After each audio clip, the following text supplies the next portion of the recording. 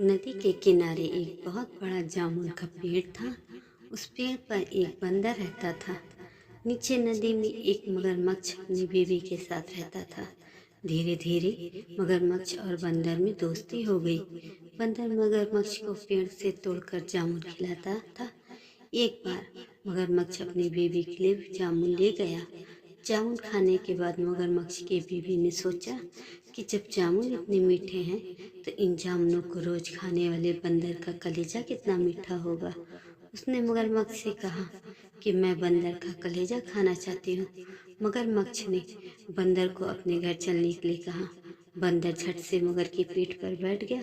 बातों बातों में मगर ने बंदर को बताया कि उसकी पत्नी ने बंदर का कलेजा खाने के लिए उसे बुलाया है। इस पर बंदर ने कहा कि दोस्त, ऐसी बात थी तो तुम्हें मुझे पहले बताना चाहिए था। हम बंदर अपना कलेजा पेड़ पर ही रखते हैं। अगर तुम्हें मेरा कलेजा खाना है तो मुझे वापस ले जाना होगा।